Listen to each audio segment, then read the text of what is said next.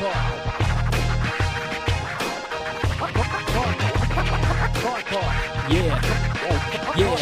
the tripod app, shit, years in the making. They're raising the stakes straight, bringing home the bacon.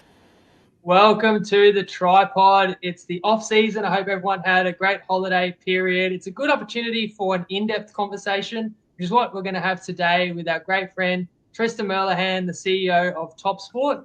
We're going to talk about the future of punting. I can't believe it's already 2025. Feels like a good point to take stock and talk about maybe some things that have changed a lot in the last 10, 20 years, but also Tristan's perspective on where things may be going. So thanks for taking the time, Tristan, and welcome.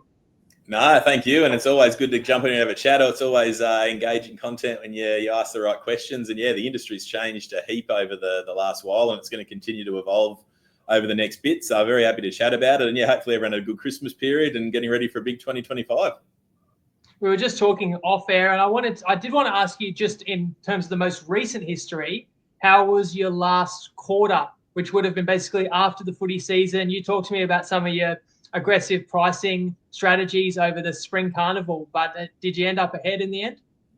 Yeah, we tried a few different things over the spring. In particular, Race in Victoria, made some positive changes to their race field structure, which allowed us to try a few different innovative products. And we introduced a product called Happy Hour, where we were betting 110% markets on all the feature races over the spring, which was good, and we got a lot of interest. It was amazing the interest of punters of something so simple of just going back to taking bets at good prices, which was a really good narrative to sort of show, I suppose. And I think we're fortunate with obviously 100 to 1 shot winning the Melbourne Cup. That doesn't happen all the time. So we did get a result on the Melbourne racing. It's been quite well documented over the last bit. The favourites have won a lot of the NFL games over the start of the season or middle part of the season. And I was reading something where I think Flutter over in America's downgraded their forecast. So that was impactful for everyone. I think we had a pretty ordinary NFL season, but which obviously offset a bit of that racing. So I think we just chopped out over the last quarter. It's a tricky one just at the moment with where all the the turnover. As I said, we tried very hard to increase turnover over that spring carnival, but just with so much competition out there at the moment, it's a tricky one to sort of try to grow year on year, and that's obviously what you need to do in our sort of space. So it's certainly going to set us up for a fascinating 2025. And I should have laid it out as well to give people an idea more about what we're going to talk about in this chat. We're going to go through how the industry has changed in Tristan's perspective since he's been involved, including kind of how his team has grown and how the makeup of his team's changed in terms of running a bookie. We've got to talk AI, and there's so many different aspects of how it might affect punting, like how can AI help punters? How can AI help the bookies? Then virtual reality, augmented reality, how can that potentially help the punting experience? Other technology innovations, esports, political betting, live betting, other betting trends, future of racing, overseas betting. We've seen how it's boomed in the US. You just mentioned it there. The future of marketing, crypto, people are going to be interested in. I'm interested just in how you continue to stay on the ball with all news and information that comes through, because that's a big way that punters try and find an edge of getting word on something and then actioning that really quickly. Just talking about competing in the Australian marketplace, a little bit of the regulatory framework. We have covered a bit of that in the past, but I'll definitely get an update, and then we'll wrap it with some of Tristan's goals for the upcoming year and beyond. So let's start with how you have seen the industry evolve, Tristan, because I know that TopSport began in the mid-'80s as an on-track bookmaker, and you have told us a little bit about that evolution in the past. But I suppose maybe you could pick up the story from when you first went online. That would have been a game changer in itself, but how much has everything changed since then, and what year would that have been? Yeah, so as you say, we started as an on-course bookmaker. Dad was on course in the mid-'80s, and then in 2005, 2006, I think it was actually, we went online, where I was actually at uni studying my degree there, and I was working on the Saturday on course, and I just said to Dad, there's an opportunity here where there was very minimal online bookmakers at that point, and you could just see everyone supposedly studying in class, but they were there having their bets on the basketball and these sort of things, and you could just see there was an opportunity to just, I suppose, showcase what we thought we were doing pretty well, and we had a very good reputation back then as well on course, where Dad was known for taking a lot of the bigger bets, and we thought if we could get that online, it would just open our doors to a much wider audience. So that was a very daunting leap of faith to go online. There was lots of learning curves, but yeah, we went online in 2006, and just the change from there then to where we are now. I think when we went up, we only offered rugby league, AFL, Super Rugby, and Group 1 racing, and that was it. And it felt like it was a nightmare trying to keep all of that up to date, because it was all very manual. There was no automated items. You'd wake up in the morning and there'd be bets sitting there from 2:00 in the morning that were wanting to bet on the South African rugby because one of the players had pulled out. So, and it was just bad running it at that point. So, back then we only bet on win line and totals. We didn't even bet on first try scorers. And I think that's one of the things that has just evolved enormously over the 20 years since then, is that just the amount of content, we obviously still continue to bet on all those products, but now on a rugby league game, you've got 200-300 markets. Your AFL game, you've got 400 markets. You got your NBA, you got a racing, which is wall to wall. You've not just got the Group 1 racing, but you got all the Saturday racing, everyday racing. I'm sitting here as we're doing it now. We've got a meeting in Gavia over in Brazil, which we're betting on as well. So just the content has just evolved enormously, and there's got to be a lot more automation and trying to sort of be aware of what the marketplace is doing, and as a result, you just got to be across so many different things. Where back then you could take your opinion on the league, the AFL, you could push aside, and you wouldn't necessarily you could be right or wrong. Now, when you want to push aside in rugby league, you're running all the other 200 markets off a model, and just because you want to push Penrith in a game, does that mean that you still want to push them in the first half or in the halftime full time or to the first to 10 market, or their players to score a try?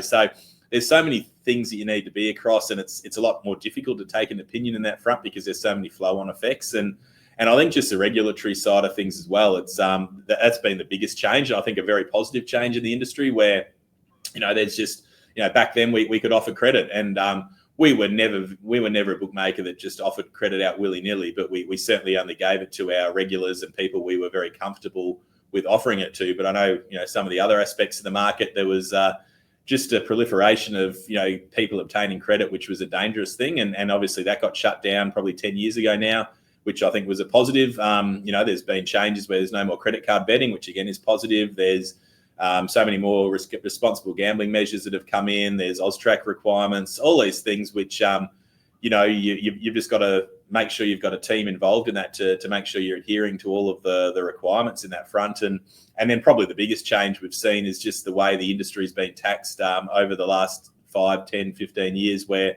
there's just been an increase. When we first started, GST and wages tax were the only two you had to pay, and then race fields came in where you pay a percentage of your turnover to the racing bodies or the sporting bodies, and then point of consumption came in about 5 or 6 years after that. So back in the day, we could run at a 2 or 3% margin and be very profitable. Our customers got a lot of value for their money.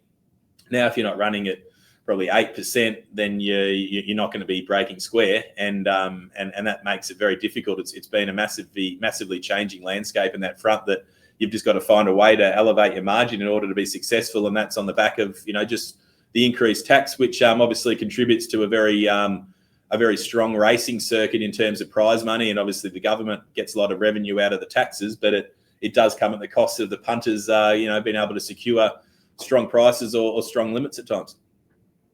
Yeah, in some ways it's like the Wild West back in the day. And I wonder if it's a bit like that in the US now with the legalization of sports betting, or there's probably a bit more knowledge based on how things have played out in other countries like Australia. I've got a quick side story too. People know, since you mentioned people watching NBA at uni, well, some people follow the pod might know I teach at a uni, and I remember I had to give a shoot while there was an NBA Finals game on, and I was just like, it's fine, I won't check my phone and I'll be able to avoid the score. And I'm giving my class, and there's some students up the back with their laptops, and they wave me over, "Sir, can you come help us with this?" And I walk over, and they've got the NBA Finals game playing on their laptop. So I walk over and see the score, and it's a spoiler. So I'm still a little bit dirty about that. Speaking about those last, it's crazy to say now, but it is nearly 20 years that you've been an online bookie.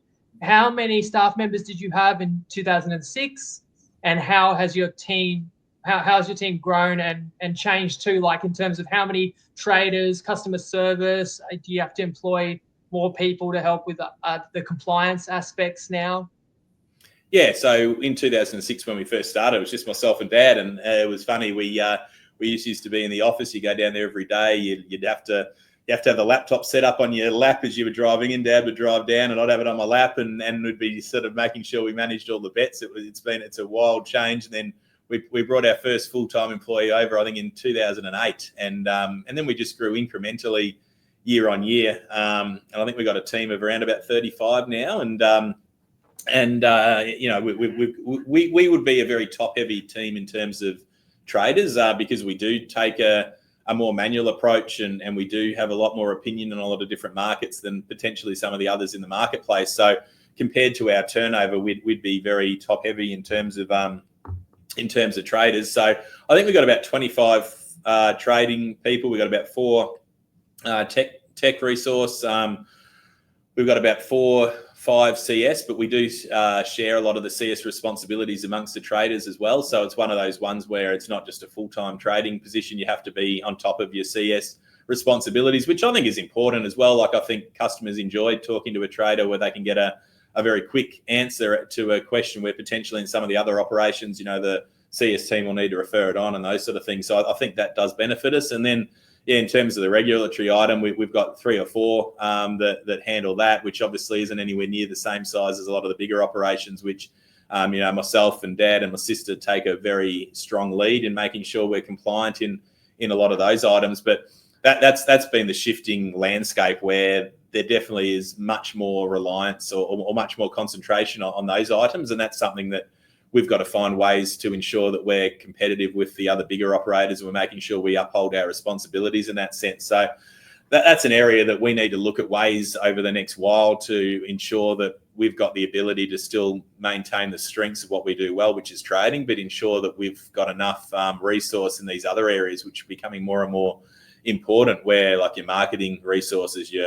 RSG, your Austrac, all these items are areas that we need to you know, look at and ensure that we can get ourselves to the point where we can scale in the appropriate fashion, because it's just changed enormously, where, you know, some of the other operators, like, they might have 250 staff and less than 10% of them will be traders, and the other 90% fill all these other roles. So it's certainly an area that we've identified this year that we need to find some solutions to, and yeah, we're looking into that as we speak.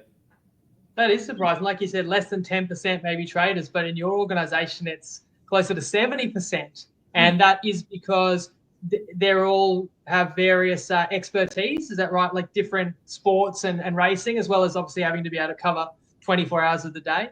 Yeah, for sure. And I think, you know, we're going to touch on how AI and automation and those sort of things have improved. I think probably some of the bigger operators have dedicate a lot of time into automating a lot of the more mundane tasks, where we still do a lot of those things manually, which is another area that I think we need to find some solutions to, because I think there's probably some areas there in our team that we could shift some of those roles into potentially other roles which might have greater benefits to the business. But yeah, and to your point, we are operating 24/7, which does place a strain on resources. We do try to take an opinion. We do a lot of extra markets manually. So all of these things, you know, you do have that requirement of more bodies in seats to be able to ensure that you get that right. So yeah, it's certainly something that, though, we do have to identify that the market is doing something a little bit different in that front at the moment, and it's something we need to be aware of, because yeah, with the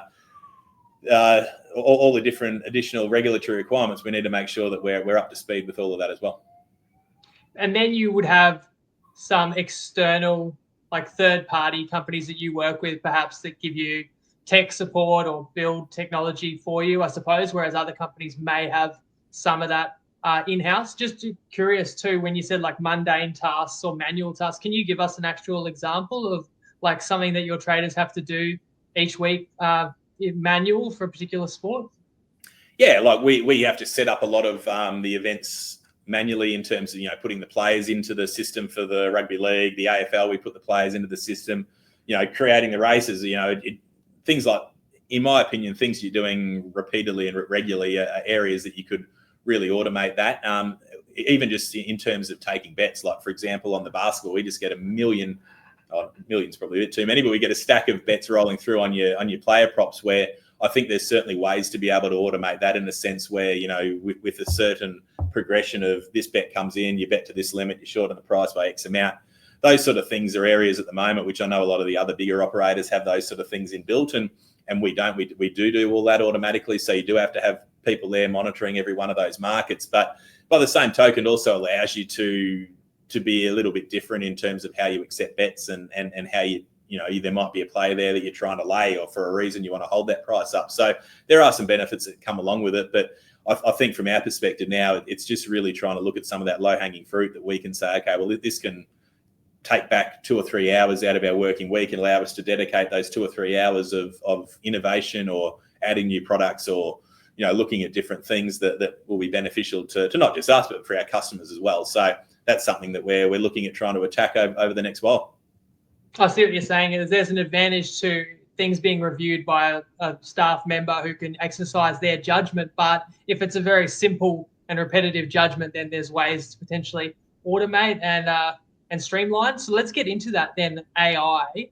And there's various aspects of how that may shape, obviously, the whole future and every industry. But we're talking from a betting perspective. So have you looked into it at all? Have you had discussions about AI, I suppose, in terms of the utility for yourself, your operations, market creation? And then, I don't know, there's so much potential, obviously, like dynamically changing odds, live odds, but also derivative markets. If you've got, a particular game with certain parameters, then there's infinite additional sub markets that you can build off of that with the power of AI. Yeah, for sure, and it is a conversation that goes back and forth, reasonably regularly in our office, and there's some guys in our team that are big advocates for it, and I'm sort of one that I'm sort of sitting on the fence. I probably aren't as up to date with it as maybe I could or should be, and I'm constantly getting feedback that we could be doing this and should be doing this, which we've actively had a look at a few of those things in the last since I've been back from overseas. So yeah, it's definitely a growing space, and I think anything you can do that can add content to the site to create more markets, create an interest, to ensure that you got more accuracy, and as I said, be able to shift your resource into another direction, I think is certainly an area you have to explore. And keeping up to date with team changes, there's certain things there that you can be aware of through AI that enable that. Also your content creation with sending emails or writing blogs and these sort of things. I think there's a lot of areas there that can help in that sense. So it's certainly, as you say, it's not just our industry, it's every industry in the world's going to have some sort of changing space, and I guess that's probably the biggest thing, to being open to change and being aware that all of these things, you don't need to implement every single one of them immediately, but you need to look at ways that can improve your business and dip your toe in the water and start from there, and then obviously things evolve and go from there. But yeah, for us, we're going to put our toe in the water with a few of these things. We've tried a few things internally over the last few weeks which have had positive effect. They're not absolutely green tick perfect at the moment, but there's certainly things that we know that with a little bit extra work and dedicating our time and efforts into it, that there's a lot of positives to come out of it. What I'm fascinated in is probably the enhanced predictive power. Like, there already are statistical models that are being utilized that people should understand with any sports market. The odds, it's not purely statistical because there's various conditions in every game. One team could be higher on the ladder than another team, but they may not be favorite for various reasons. But the stats are also built into the odds, and then public perception and which way you want to absorb money. But in theory, an AI model that would have greater capability than anything that's seen before could help be even better at predicting outcomes. And then there's two sides to that, because the punters and the tipsters are going to be getting their hands on these types of tools and potentially using them to inform more of their betting. And you already do see it. And I'm skeptical when I see, and it could be online creators or different individuals that say they're using an AI model to come up with their tips. And it sounds impressive. Whether or not, I haven't seen with my own eyes like any demonstration of how effective it is. But on your side of things, that could help make even sharper odds if you had a tool that was good at just predictions. But then there's also like the risk management side of things, helping you predict which way money was going to go and weighing up liability. Then there's also the AI's ability to profile customers, which I think, has advantages on both sides as well. And maybe you can talk about this, how you see it. Pardon me, the ability to tailor and personalize and experience recommendations, promos to specific customers. Oh, for sure. And that's where a lot of these, everything you just touched on there is something where the industry's very much heading to. And I know some of the bigger operators are already doing that extremely well. And to your point about using that to set prices or to make decisions from a trading perspective, I think you're right. I think there are a lot of tipsters or punters that are currently utilising that. And I think from us, it's about, there's two ways to look at it. Like it's about making sure that you haven't got any obvious issues in your pricing. And as you say, like, just because the team's below such and such on the ladder, there might be some sort of external reasoning why you've got a price the way it is. A player might be batting way down the order, or they might be coming up the order in cricket. So I think it's one of those ones where the markets are becoming much more efficient a lot quicker on the back of this. I know, for example, when we'll stick up a set of our basketball props, within 30 seconds of us releasing those prices, you get inundated with a number of bets because they're coming for those ones that they deem to be the obvious errors,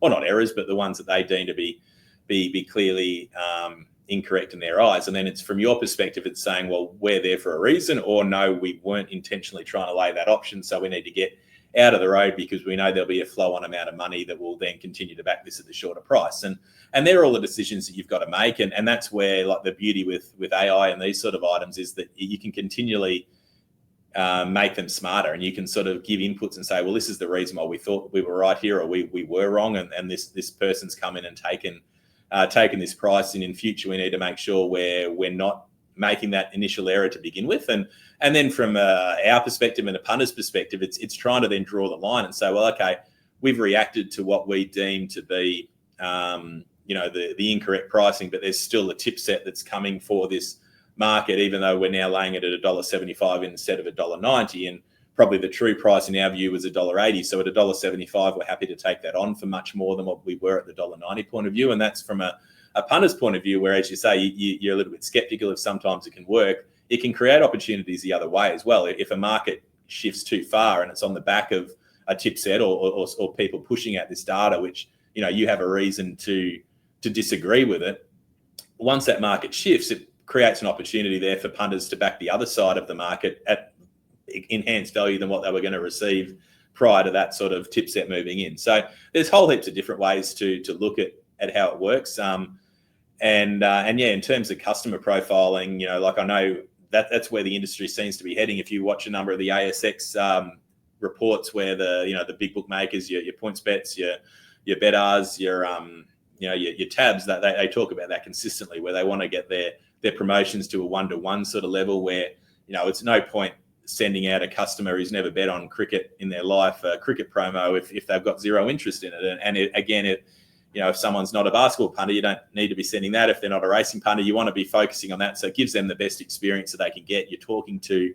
their sweet spot in terms of where they like to spend their money and have a bet. So I think that is absolutely where the marketplace is heading. I think it's a case of something we need to do a lot better in what we currently do, because we do have a bit of a scattergun approach in that sense. But it's something that we're very mindful of, and know that that's the next step for not just this year, but for many years going forward, that it can only continue to improve and enhance your offering.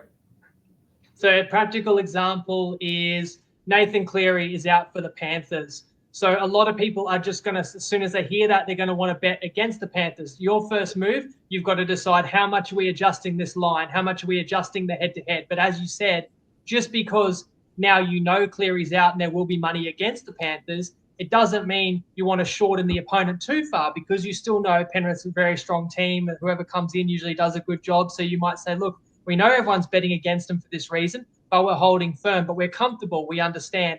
And the next level is, all right, Cleary's out. How does that affect everything else? Should the total be lower? Are Penrith going to attack more to the left this time? So therefore, anytime try scorers on a certain side of the field, prices need to adjust. And these are the sorts of things that are very difficult. Punters are going to have their own opinions, as are you, but perhaps AI, with far greater intelligence than some of us can comprehend, can potentially aid that and help you understand at least what the punters are trying to do. And you talked about how the personal experience can be enhanced and tailored with AI, showing someone exactly what they would want to see. And the other positive as well is that it could really analyze every single punter to the point of identifying any issues, any irregularities, harm markers when it comes to, you talk about your responsible gambling, where support needs to be provided. I mean, I think that there's always ethical dilemmas. One that I thought of was if AI could spot potentially problem gambling, which is a positive for punters and for yourself as well to identify that. But at the same time, AI could also probably spot upsell opportunities or opportunities for the business to make more money. And it's sort of, in some ways, those things are at odds. But that's always the challenges that you have generally running your business, even at the moment.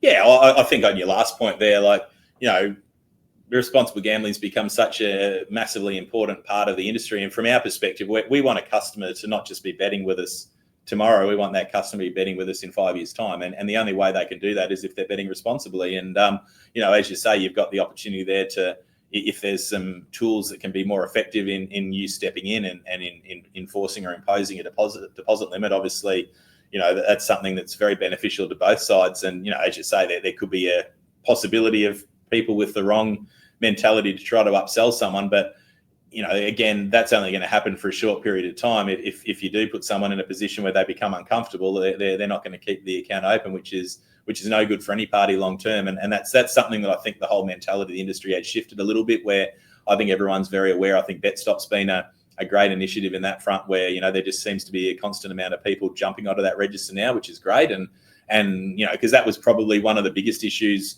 in years gone by, where someone could, we could recommend someone close their account with us, but then tomorrow they could open up an account with someone else. And the whole problem just sort of is cyclical there, where at least from that front. So I think any of those benefits you can get from AI in that front, I think it's certainly, we understand the spotlight on the industry in that scenario at the moment. And everyone is very much actively wanting to be better in that space. So anything that as a group we can find ways to improve our processes there, I think everyone will be very keen to be involved.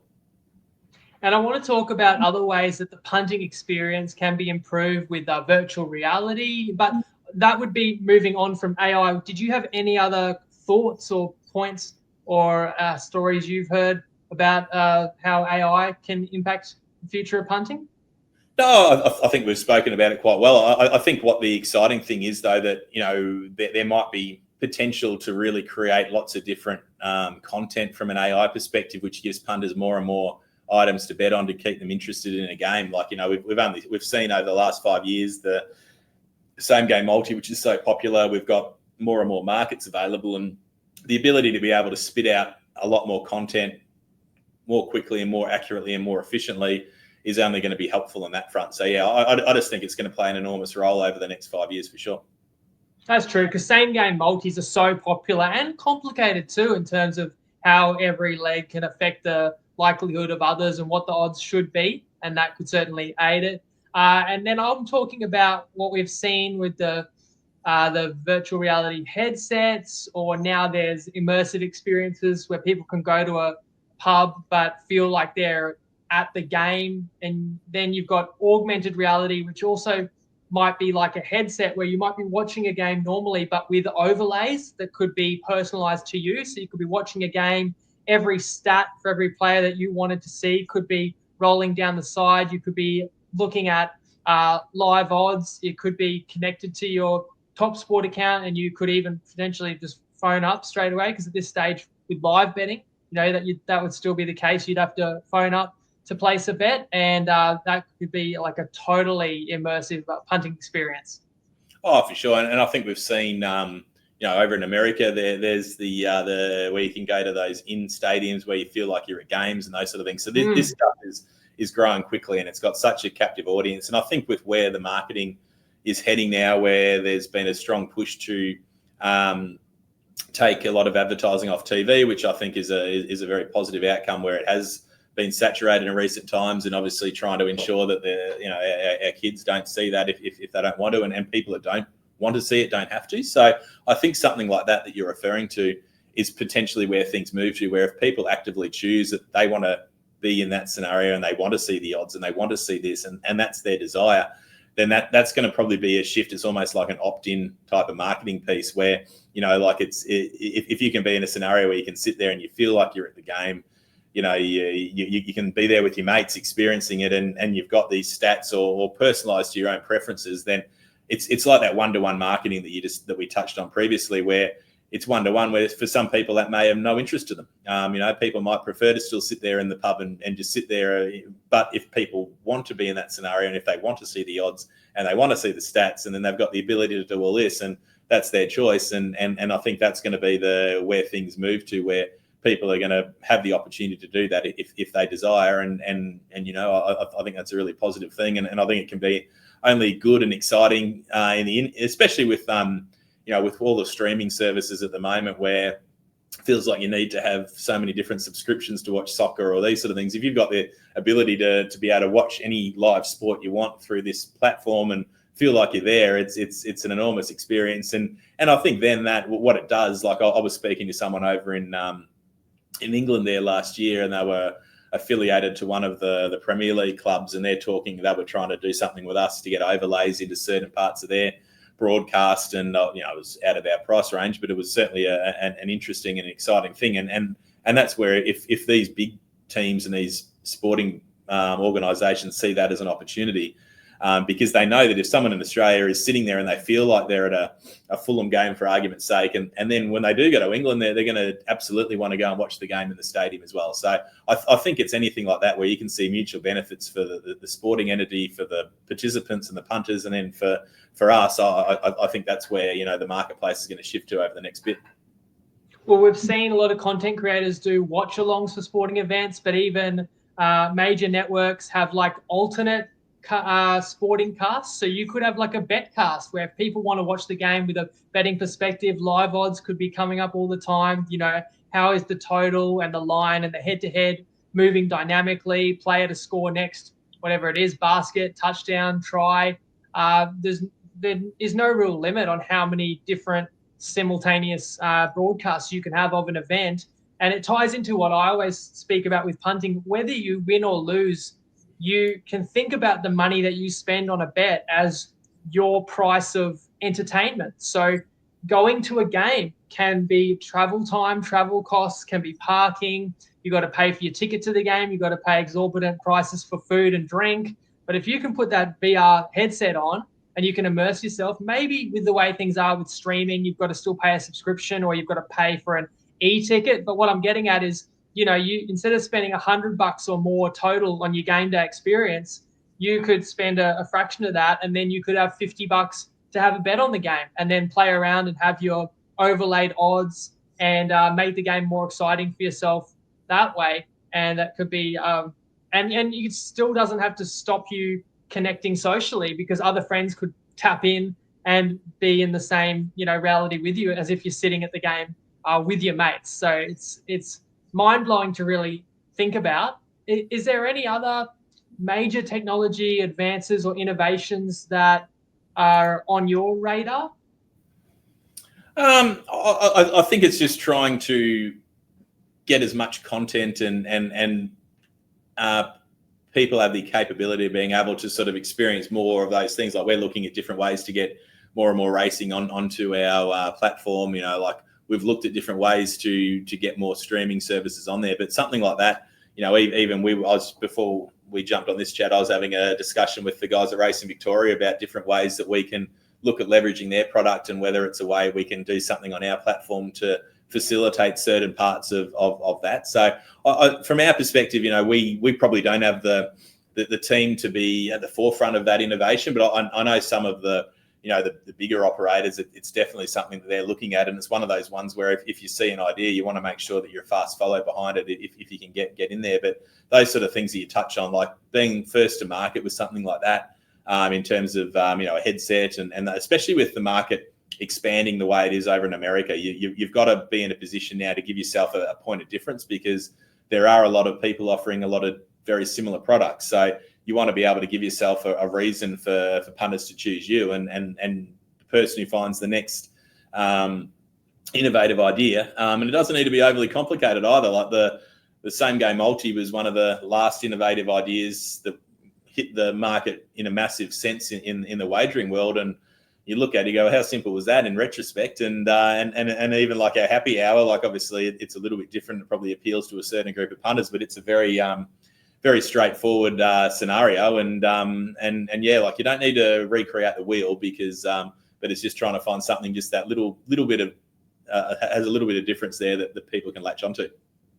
Like 10 or 20 years ago, you may have offered, like you obviously offered team to win a game and maybe player to score a try. But you would have thought 20 years ago, well, we can't let someone bet player to score a try and team win, because those are correlated outcomes. But actually, as long as you factor the correlation in, then it's limitless how many different combinations you can let people bet into a game. And it does feel like a bit of a seminal moment. Like you don't have to drive the technology and you can't predict where the trends are going, but it's a little bit like 20 years ago where smartphones took over and that changed. Then that was linked with the rise of online betting, and it changed the game forever. And it feels a little bit like that could be coming up with the technology that may become available. And of course, then you're going to want to piggyback on that and see what's popular and how many people are, adapting certain technology, and then how you can integrate into it, which is exciting.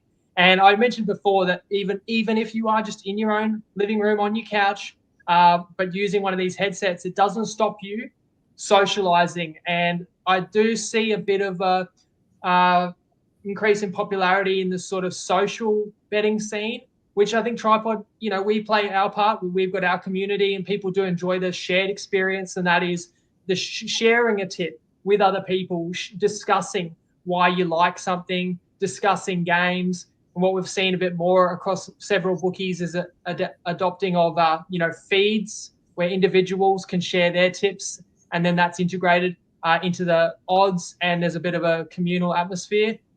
Have you noticed the same, that this is a very popular topic? Absolutely. Like there's nothing better than being in a group and everyone's on the same tip and cheering at home. Even with the Magic Round event that you put on, like everyone was on, like the same option in the room, and it's such a better experience when everyone's cheering the same thing, and the ability to do that at scale and not having to be in that same room but still have the same punters club mentality is definitely like I'm in a little punters club with some mates, and half them I hadn't met before, but you feel like you know every single one of them, because everyone's, when you back a loser, everyone's stirring up the bloke that gave the tip or cheering when they get the winner. And then when you finally get to meet everyone face to face, you feel like you've known everyone for ages. And I think trying to do that at scale with the right resource and ensure that ultimately that's, as you said, like, punting is a social pastime where you have an amount of funds that you're willing to utilize towards that, and it's like that comparison of how much you spend to go to a footy game. Like if you've got the ability to sit on your couch and watch a game of TV, not having to expend any money, but still be able to feel like you're at the pub with your mates, being able to converse and banter and sledge, and it to be something that's straightforward, everyone be on the same tip. I think that's definitely an avenue on where it's heading to. And as you say, some of the other operators are doing a really, really good job of that. It's something we know we need to find a way to make that happen. It's a lot easier said than done in terms of the technology required to make it happen. And these guys that have done it have done an amazing job, and they've been first to market and obviously reaping the rewards out of it. So it just allows you to talk to that different group of customers that is so important. And again, it's that point of difference, which I think they've done a great job at it. And another area that I've really seen expand, though I have no expertise in it myself, is esports. Can you let us know your experience with it, how much you've increased your offering, how the turnover volume has increased as well over the years? Yeah, it's a funny one, esports, and it's a very popular product for a lot of people. And I know Pinnacle, one of the biggest operators in the world, they're based over in the Caribbean, I think, and esports is one of their biggest betting events. And we introduced it. Actually, we were trying to get it approved for a good 5 or 6 years, because where we're licensed in New South Wales, it wasn't approved. And, we had to go through a massive process to get it through. I think we might have got it over the line 3 years ago. And that was on the back of one of our traders is a massive esports tragic and was keen to get us involved. And since we've had it, we've seen an enormous amount of turnover. Once we introduced it, we had a lot of bigger VIP customers, because I think probably it was one of those ones where maybe a lot of the other operators were a little bit uncertain about it and probably weren't overly keen to take on strong limits, which we did have a point of difference in that sense. It didn't work so well to begin with. I remember our first night of doing it, we put the markets up, and as you say, it's not something you're overly interested in. It's not something I've been too heavily involved in, and certainly the overnight trader that night was your typical rugby league fan and didn't really have a massive interest in esports. I remember walking into the office on Saturday morning, and one of our punters had got 10 for 10 up and absolutely cleaned us up. And he wasn't happy. He goes, "We've just done X amount of money on blokes playing PlayStations," was his quote.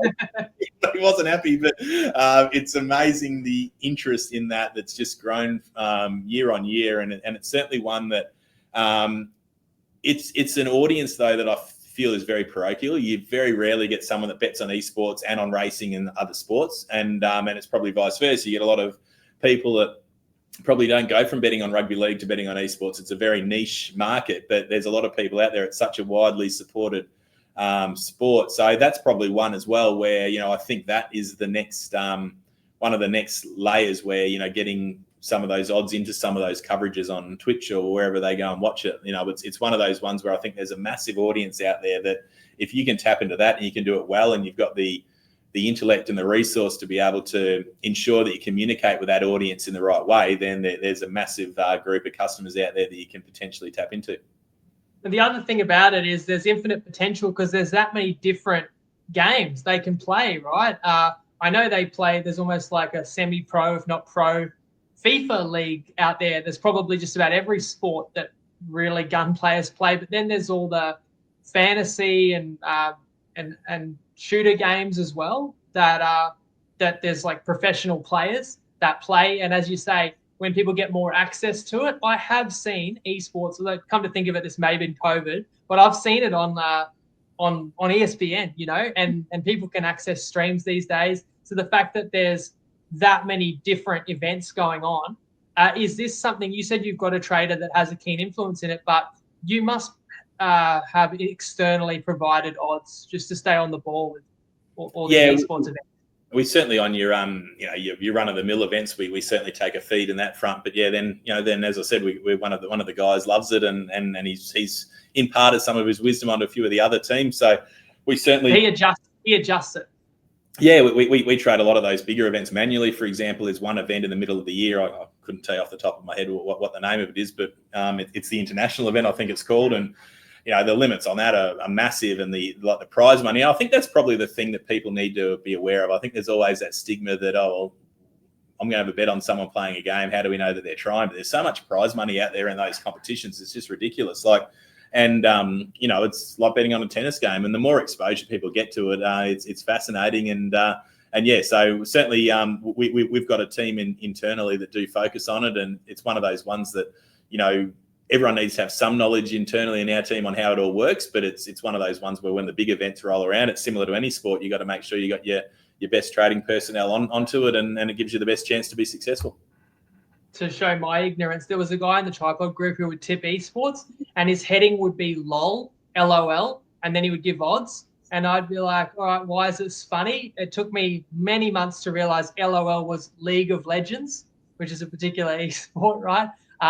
So yeah, I'm still very new to it all, but no doubt that's exponentially grown over the years. Can you share some insights in terms of any other sports that have also grown significantly in the last few years, and then conversely, particular sports or areas that have seen a decreasing trend in turnover? Yeah, I think in terms of sports that have grown for us, MMA, UFC has been a big one. Like it's just become so popular out here, and it fits into that really good time slot from a punting perspective on the Sunday morning when it gets a bit of clear air, where there's not that much else for people to bet on. And you know, I think with the proliferation of Aussies over there in that competition, there's always an Aussie on the card, or there's a marquee. They do such a good job of promoting it. And you know, then on the flip side, what's decreased, like there was the Jaya Pattaya boxing event up here on the Gold Coast last Wednesday, and it was such a good event. It was going there, watching it live. It was a fantastic viewing experience, and I loved it.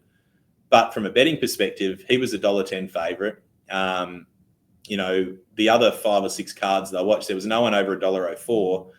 You can't get involved from a punting perspective because they're all so short, and obviously that's to do with people needed to fight inside of different associations and those sort of things. Don't profess to know everything about boxing, but from a UFC point of view, nearly every fight on the card is a competitive matchup, and you don't know who's going to win. And I think that's seen the two difference in the sport from a betting perspective, and probably from a viewing perspective as well. You know, no one wants to watch an event where they know who's going to win unless an absolute superstar. Like, you know, when you've got an absolute superstar, you're happy to watch it just to see it. But from 5 of those fights, you knew there was no other result other than the favourite. So that's in the fighting space, that they're probably the differences we've seen there. Then basketball has been just enormous in terms of how it's grown. I think, again, the Aussies being so successful in the NBA has been a great result, and more of those games on TV has certainly helped there. And just all the player markets, you know, like there's so many events people can bet on.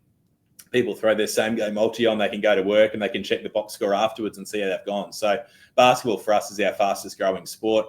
And that's flown over to NBL. It's been a really positive sport in recent times as well, which has been great to see. I think it's turned into one of the stronger leagues in the world. Obviously, it's nowhere near the NBA quality, but it's one of those ones where it's certainly of that next quality down, with a lot of the college players coming over here and giving it a shot. So basketball's been a really popular sport for us. And then probably the negatives, like as good a league as the EPL is, that our soccer turnover has really diminished in recent years. And I think that's just down. It's very hard to watch, you know, like you have to have different streaming packages. You need to be here. The time zone obviously isn't great. So our soccer turnover has decreased, where, you know, your basketball has increased for the exact opposite reason. And then on the racing codes, I think you look at something like the greyhounds in Australia, it continues to go from strength to strength, whereas the harness, it drops off, I think, just because, you know, the punters, I think, enjoy watching a greyhound race where it goes for 20, 30 seconds and you know, it's very fast and action paced, where a trotting race, they got a couple of laps and really nothing happens for 75% of the race other than the start and at the finish. So, you know, we are seeing a shift in turnover where harness used to be a clear number 2 in terms of the racing codes, and now greyhound's just miles in front of it. So that's probably where I sort of see the ebbs and flows of the marketplace at the moment. And we've all seen the rise of popularity and exposure of women's sports, and I'm sure you could actually see how that's grown in terms of turnover for women's sports and demand for markets, and the rise of all the professional women's sports leagues, like the success of the NRLW. Oh, absolutely. And the the WBBL's been huge in that sense. The AFLW, you know, like these stars that are playing those sports starting to become household names, which I think is great. And yeah, it certainly has, like the WBBL is, we hold a massive amount on that whenever it goes around. The AFLW as well. The NRLW probably not quite as much as the other codes just for the moment because of the limitation of what you can and can't bet on. But then your WNBA, these sort of sports that, you know, anything that's on TV that people can watch and can get a familiarity with the players and be able to track something. And I think people I think also tend to think they've got an edge in those sports as well, because, we probably don't put as many resources into pricing it as what we would in another game, despite the fact that turnover is growing. But, you feel as though that there's an opportunity there if you do the form and you spend time researching and these sort of things, that there is an opportunity there to outsmart the market. And you do find a lot of the sharper group of punters do focus on that for that reason, which is probably a fair assumption as well. That's interesting you say that, because I feel like the NRLW is such a great product, and I've watched like AFLW, and I feel like it's still got a way to go in terms of the comparison. But you're right as well. If you're an expert on some of these, like they are mainstream sports now, but less publicised. If go back to rugby league example, if Penrith's 4th and 5th best players are out, whoever it might be, To'o and Edwards or Leota are out or something, we all still understand that loss. But with, say, a women's sport where people may know the best 2 or 3 players on the teams, but wouldn't really know if the 4th and 5th players are out, it's hard for the bookies to adjust the odds. But someone with that and more intimate knowledge could definitely take advantage. And I think you also don't get credit, you being the betting industry, for helping the growth of these sports and the popularity. Because I tell you, there's that many extra people that will watch a WBBL game or an NRLW or an AFLW if they've had a punt on it, because they're looking at what's the next kind of sport events on. All right, AFLW's on. I'll have a punt on it. Then that gets them watching it. Then they might enjoy it and punt on it again, and they learn a bit more about the teams and the players. I know that there's been resistance, maybe not so much in Australia, but overseas there was resistance by certain sporting bodies of not wanting bookmakers to take bets on their competition because they're worried about integrity and potentially worried about nefarious acts going on. But they don't realize that your sport can grow in popularity and exposure by letting people have a punt. It really opens up the marketplace. Oh, and I've been a massive advocate for that for a long period of time. It's like your fantasy or your tipping comp. If I'm a Penrith fan or a Titans fan, I'm probably going to tune in and watch them play over the course of the weekend. But if I'm in a fantasy comp or I've had a bet or I'm in a tipping comp, then I am going to switch on Friday night footy, or I'm going to at 7:30 on a Saturday night, tune into it if I'm at the pub. And that's something that I've been very vocal on with all the different racing bodies and the sporting bodies, that we are their biggest promoters of their sport, because, if you can get people tuned in and betting and, very much recreationally having your little multi or your same game multi. I think same game multi has been a big help in that, because potentially, and it'd be interesting to know the numbers. I'd be fascinated to know what the viewing numbers was maybe 10 years ago before same game multi came in. But a lot of people might throw on their 8-leg footy multi over the course of the weekend. And if the roughie got up on Friday night and they were knocked out, what the viewing would happen on Saturday when the multi's out of play, compared to now where people will throw their same game multi on, and it gives them an interest over on as many games as they want to watch over the course of the weekend, where that probably wasn't possible in years gone by. So certainly it's a fascinating one. I think the integrity, I'm so far against and I've openly, and I've mentioned this to the NRL a number of times, like they don't have the ability, or we don't have the ability to offer as many markets on the NRL as what we do on the AFL. And there is an integrity concern behind it. And in some sense, I can understand it. And, I'm not certainly throwing stones because I've got a good relationship with them. But in my view, it's just so vital to offer these markets to create engagement, because every single bet can be tracked. If you've got any concern over the integrity of the sport, and I'm not for 1 second saying that any player in the NRL would do this, but if the reason for not allowing a under and over market on a player's total tackles is because you're concerned a player might do the wrong thing, wouldn't you rather know that player is doing the wrong thing on something as insignificant as a tackles, as opposed to potentially a match scenario where you've got the complete ability to be able to track that down and wipe it out if it is occurring? And I don't think it will. Absolutely, I'm certain it wouldn't occur. But, I know also the other issue is making sure that, you get the counts right, and people, if someone drops off a tackle and it costs someone a bet. So I can understand that front of it as well. There's two elements to it. But in terms of the actual integrity of players performing, I think the more information, the more open it can be. The players now are so aware of their responsibilities, what they can and can't do, that I think that was a issued 10 years ago, and I'm certain it's not anymore. So, but yeah, like all the part of our agreements with all of these sporting bodies is that they've got the ability to come in and look at our records if they choose, and if they suspect any wrongdoing, and the more information that's available to them, I think the better. I respect that. As difficult as a task as it would be for you to have 15 players, over unders, tackles, meters, and then to be potentially bake them into same game multis, and then be cheering individual players for their meters like we do with American sports with yards, or in the NBA points, rebounds, assists. That's obviously another aspect of punting that has changed over the years and gotten so much more popular, is the player props. And we both have spoken about, and everyone understands how much more popular same game multis have become, what a game changer they've been. Is there any other general betting trends that you've seen? Could you talk about any types of bets that you see less of, or any other areas that have really grown in the last 10 years? Yeah, I just think the player prop market is just the thing that's growing, going from strength to strength. I think that's, most people play their fantasy comps as well. And I think having the ability to tie that in and, have the player that you've picked in your fantasy side that you're going to back him to go over and under so many rushing yards in an NBA game, or so many assists in an NFL game, and then in an NBA game. So, that's sort of absolutely by far and away the growth betting product. I think it's just anything related to that. I think they're the areas where now there's so much information out there. People, if they don't get to watch the game, if I'm out and about and I miss a game of cricket, the first thing I'm doing is bring out the scorecard to see who scored runs and those sort of things. Going on to a basketball game, who got the points, or who had the best game.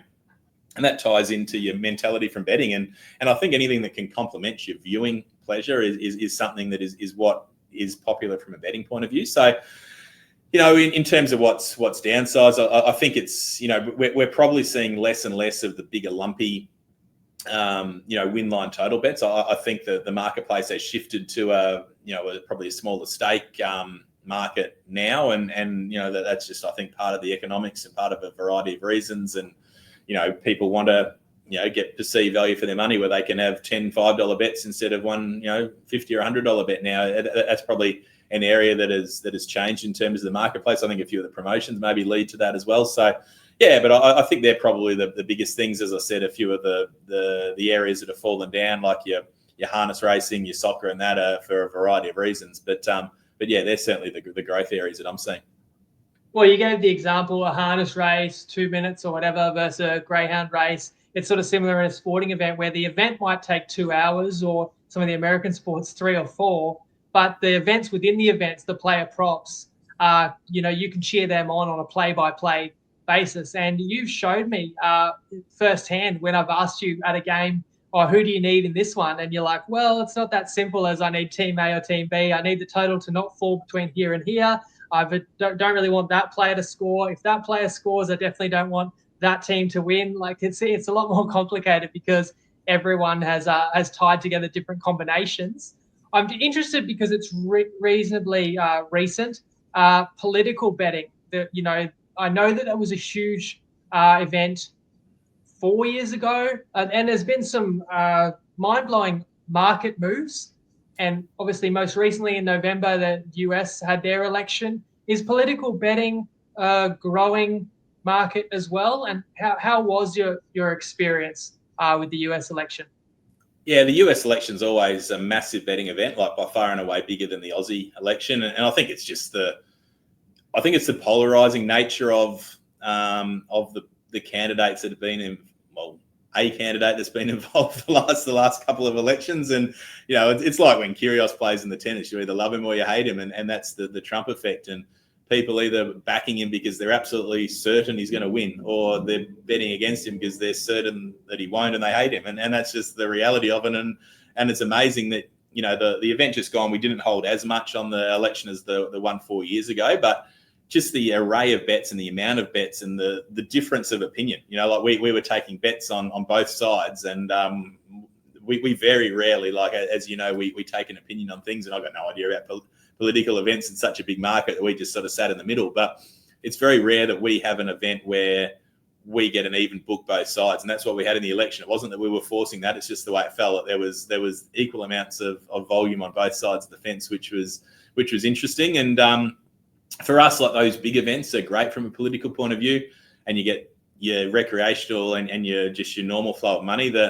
The seat markets are very tricky, and they're the ones that we shudder when we put up for the Aussie elections, because punters just have the knowledge that we don't. There's just too many areas to be able to focus on, and you have to offer it, and because everyone else does. But it's certainly one of those ones where you're just hiding under the desk as you're resulting those markets in the Aussie election in particular. But the Aussie one, for whatever reason, just doesn't quite get the same interest levels as the American event. And maybe it's, everyone's probably got their views on the Aussie political, but it's certainly it's not as parochial as what you might see over in America, which is funny because it absolutely impacts us a lot more than what's happening over in America. But yeah, I don't know. So we generally don't get a stack on the Aussie market compared to the US one, but it's certainly, again, it was one that we weren't allowed to bet on for a long period of time, and we had to get that approved. And yeah, it's certainly one that, in the lead into those big events, you get a lot of activity.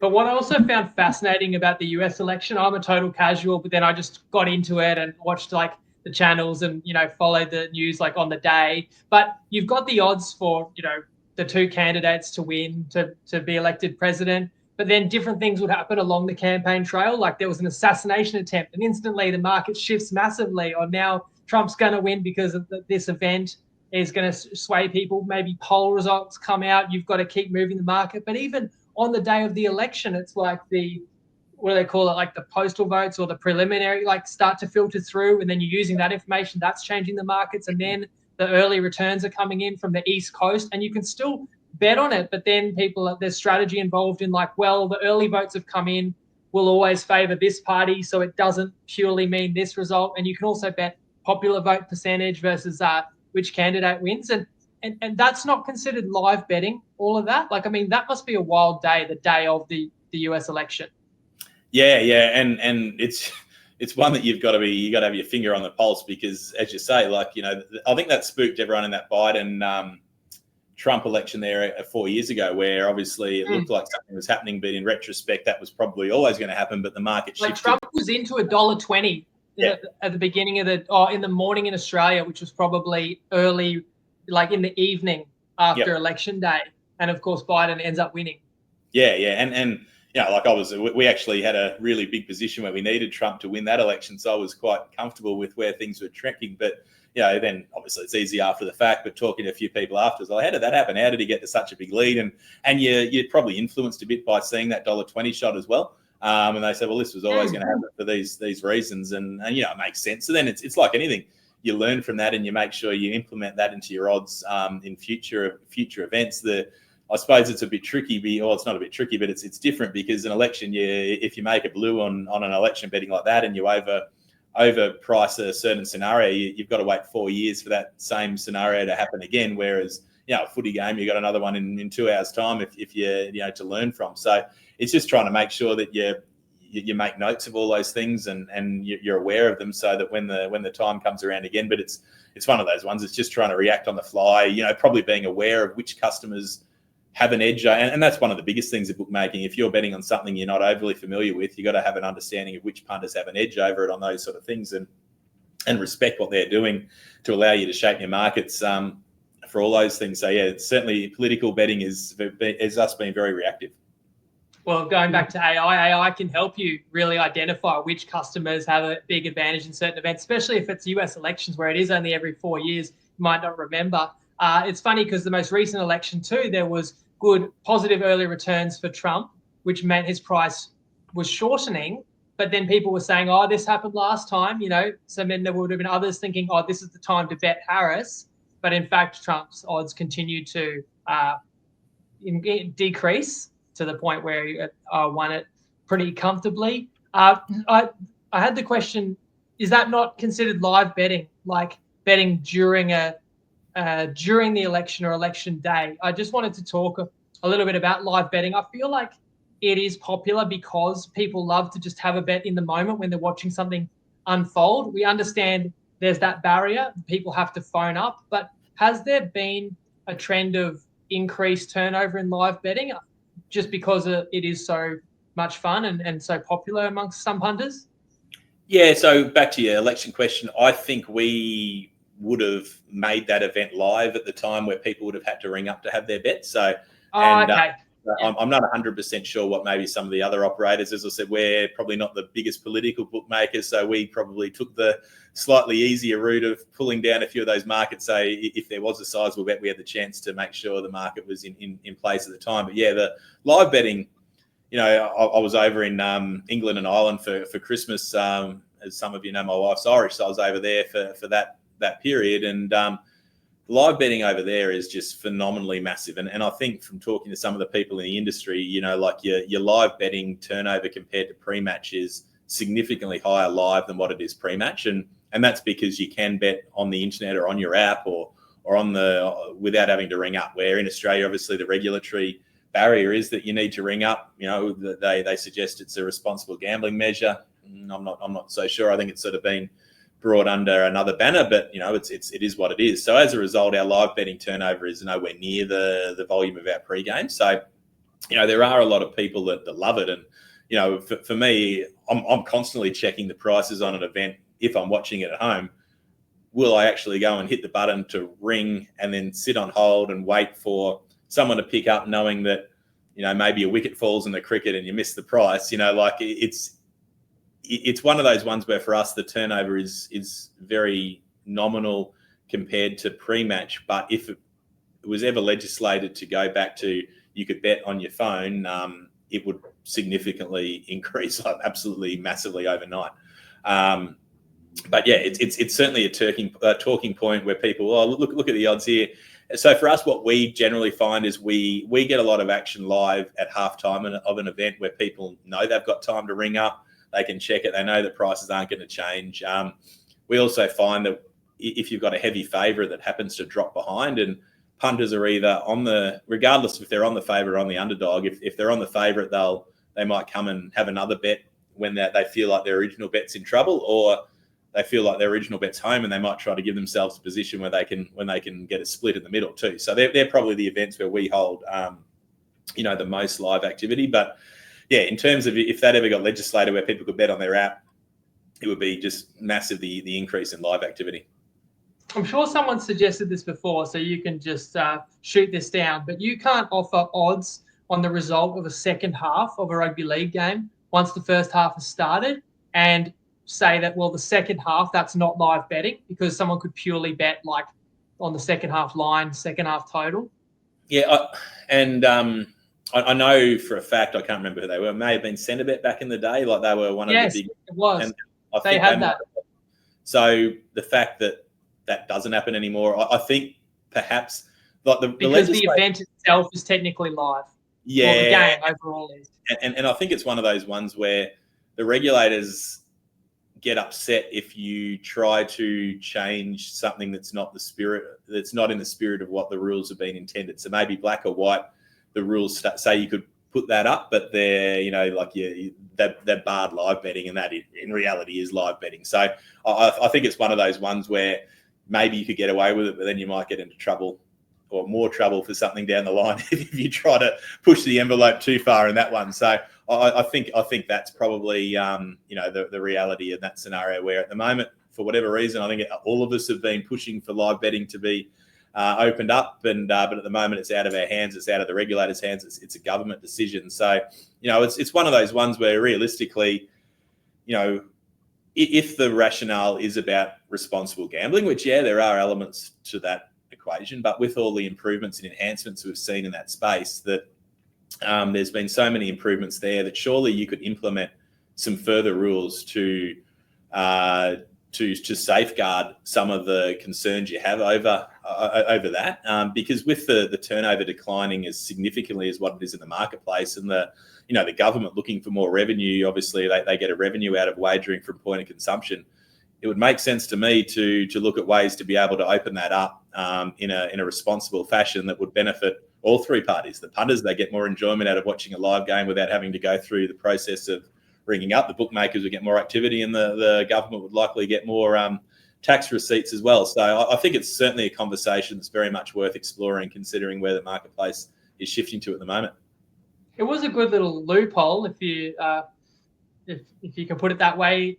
If they offered Santa Bet back in the day the odds for the second half, so like the example you gave were favourites down 10, well, the second half line might be the favourite minus 9.5. You're betting $1.90 for them to come back, but it's only for, say, a 10 or 15-minute window that's open. It is its own independent event in a way, and I don't really see how that's any different to betting on a different game or race. And it did add excitement because we all want to break down these games, and that's the fun of why we started the Tripod, is that we all love talking about how we think something's going to play out and speculating leading up to a game. But to get to watch half a game and then alter your opinion and then execute on the back of that. Not to say you can't, because you can call up and bet live, but that's that barrier, it's that friction, and it's that time sensitivity that by the time you're speaking to someone and then the price you want to get, is dynamic. That's the issue. So a good starting point would be just allowing, I would say, bets at halftime. But I think you and I, we agree, and we hope that in the future that could happen. And how well would that mesh with what we spoke about before, the augmented reality, the virtual reality, seeing odds live and being able to execute with your eyeballs probably, or with a click, and being able to back your opinion. Couple more questions. You mentioned greyhounds being a lot more popular as maybe the interest in harness racing has diminished a little bit. But recently there was news coming out that greyhound racing's banned, or will be totally banned in New Zealand. So that's not a worrying trend for the Australian industry, or what's your opinion on that? Oh, it's certainly not good. And I think, Singapore banned thoroughbred racing, or not banned it, but they shut thoroughbred racing down there last year as well. Like the reality with a lot of these things is there's a high value in the location of some of these racetracks and, what that could be better utilised for. But, they tried to ban greyhound racing in Australia, in New South Wales there a while back, and it was unsuccessful because, A, there's so many people that love it. B, it contributes so much to the taxation issue, and it employs so many different people. And it's one of those ones where people see a solution and they don't necessarily look at what dominoes are going to fall on the back of a solution being or an action being taken out. So I don't see there being a world where greyhound racing is banned in the short term in Australia. I'm still not 100% convinced that it will be actually executed in New Zealand either, because, what are you going to do with the greyhounds that are in place now? They're very well looked after animals. Yes, there is absolutely evidence of cruelty that occurs there by a minute amount of people. And my preference, going back to that integrity issue we spoke about with the footy, like, get those people out of our industry. Why are we bowing to pressure when a very small amount of people are doing the wrong thing? A large amount of people are earning a living, which gives other people enjoyment. Like that's the frustration from my point of view. So there's so many different ways to look at it, but it's shutting down an industry which has been successful, employs so many people, and generates a large amount of taxation is a very short-sighted piece to me. And unless there's a big windfall from a selling of the racetracks, then that's obviously an equation you need to marry up. But in terms of whether that happens in Australia, I don't think so. But you need to absolutely be respectful of where people who don't enjoy wagering and racing sit as well, and make sure that you can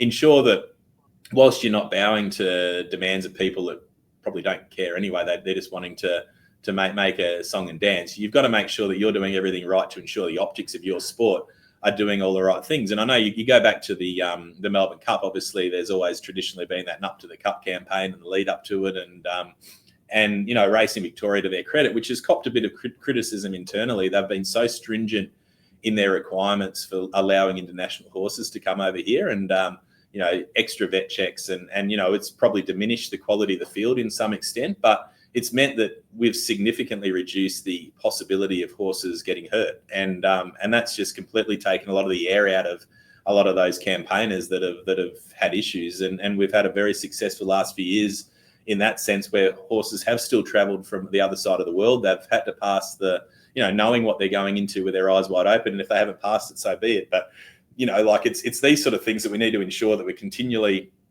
improving the optics of what we do, because there are a lot of people that this industry employs, that if we get it wrong as a collective, then there's a lot of people that are going to suffer on the back of it. So it doesn't concern me too much about what's happening in New Zealand. There's obviously reasons for what they're doing. They have a very much a thriving harness industry. I know, I've owned a few dogs in Australia that weren't allowed to race in Australia, but they were allowed to race in New Zealand. They have much more flexible rules. So perhaps if they were more strong in that stance, that that probably has flow-on effects as well. That maybe that could have been the changes they could have made. But obviously, for whatever reason, this is the realm they've gone down now, and we'll see if it stays that way. But yeah, I think Australia's got a pretty good group of people running their different ships that we're in a decent spot. Similar opinion for safety concerns about jumps races. Yeah, and the jumps races has obviously just dropped off significantly. Like there's, apart from Warrnambool, there might be a handful of other races over the course of the year, and it's obviously one that the people will put a spotlight on. Like, as I said, I was over in England and Ireland there over Christmas, and that's all they do, jumps racing at that time of the year. And I suppose the key difference between England and Australia is that horses are actively trained for jumps racing in that part of the world, where in Australia it appears like when your horse is too slow to run over the flat, you send it over the jumps, which probably is something which can lead to further issues. But like they're obviously putting steps in place. I think that probably has a possibility of maybe not seeing too much longer. But obviously, your Warrnambool Carnival is such a great carnival, but it's probably one of those ones where, again, they'll want to continue to have that in there. I think it's been a big part of the Australian racing circuit for a long period of time. But maybe reducing the amount of races to ensure that you've got horses in there that have got the capabilities of being able to ensure that they're less likely to get hurt or not be able to make the jumps is probably where they're going to move to there. Now, I've still got a few topics, but I'm conscious of your time, and I appreciate how much you've given us. Have you got? I don't want to push you over. How long have you got? We might go a bit faster.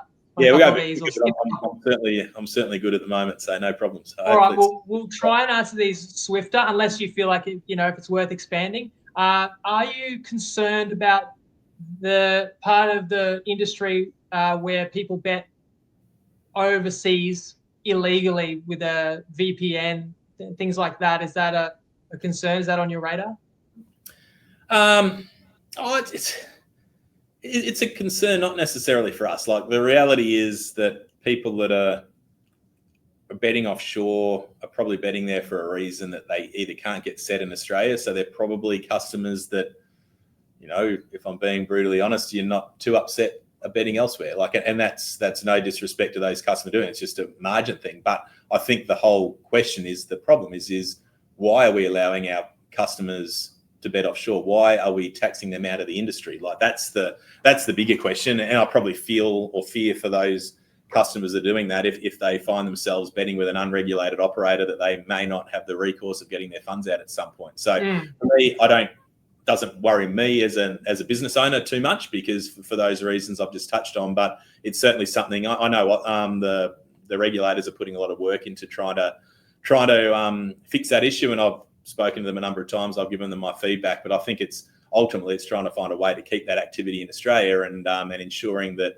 we as a licensed Australian bookmaker has the ability to be able to take that business on and it not be a loss leader. And speaking of overseas betting, we have touched on the fact that it's so popular in the US, and that market has really opened up with the legalization.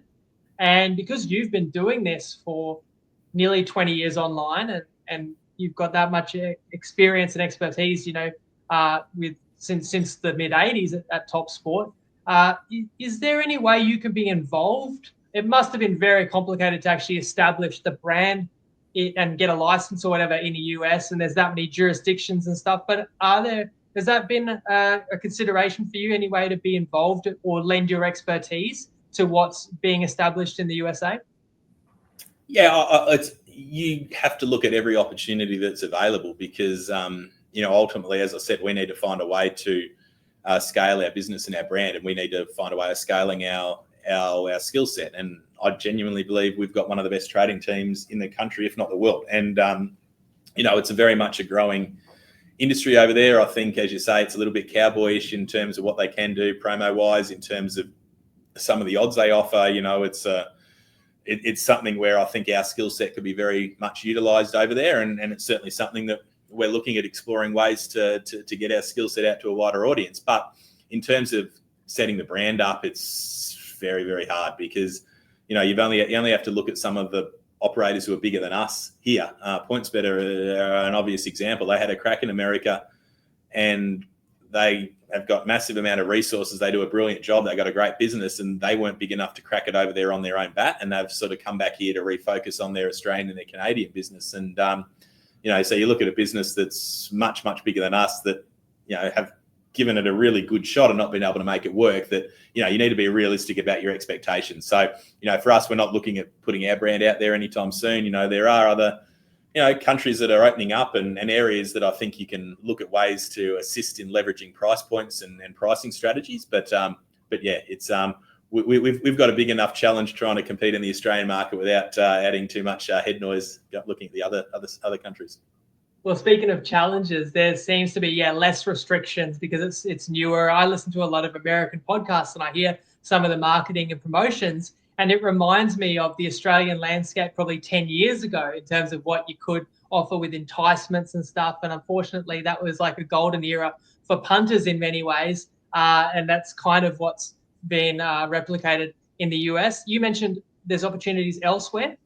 Anywhere else in particular? There's a lot of appetite across several Asian countries, I'd say, but there's also probably a lot of restriction in those countries. So I'm wondering, is there a trend then of USA legalizes sports betting? That is it being legalized or close to in other countries? And then is there opportunities to get in there? Yeah, it's opening up in, I think the governments, I reckon most governments around the world would see the job the Aussie government's doing and the tax that's coming in, and they realise there's an opportunity if you legalise it, that there's, any of these countries where it's not legalised, it's people are still punting. So, it's one of those ones where it's just being aware of all the different avenues, like in Asia, as you say, America, Brazil is Argentina, like all these places where we're watching on Sky at the moment.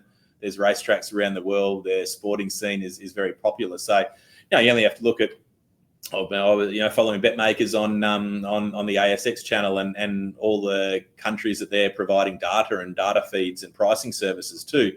They do a great job in that sense. So there's all these different opportunities opening up, and that's where, as I said, we have to be smart about it. That if it does open up in other countries and they're looking at other avenues to look at getting assistance in pricing or something that our expertise can sort of assist with, then we're very happy to have those conversations. We've had a few over the time, and as I said, it probably wouldn't be a TopSport facing entity, but it's something that our skill set can lead to, and obviously something that if we're pricing up markets here that's being utilised for the Australian public, it's no different to sending those feeds off elsewhere, and it probably makes those markets sharper as well if you're able to get quicker activity from a whole variety of different areas. That it's certainly something that I think could be beneficial for all parties.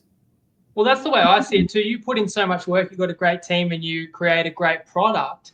Then it shouldn't be that much more work just to offer that product to people who live in other countries. And an example, a question I've never asked you, but I'm curious is, you operate in New Zealand, so Kiwis can make a TopSport account and they can use the product just like an Aussie. But not every Aussie bookmaker is available to Kiwis. So I'm just wondering your perspective. Why not? Is it very different?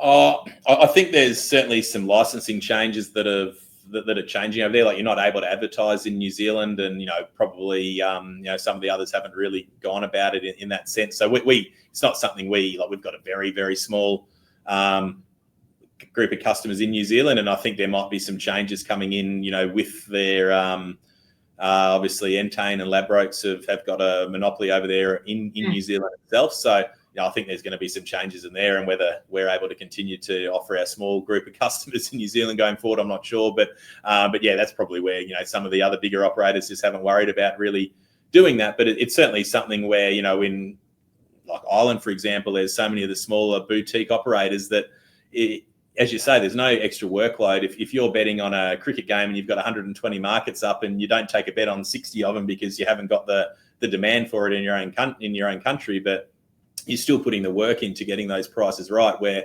it just means you're going to be taking a few more bets, which I think is a positive, and it means you actually get a bit of reward for the work you're putting in to get that content up. Now, you did mention before about personalised experiences for punters and personalised marketing.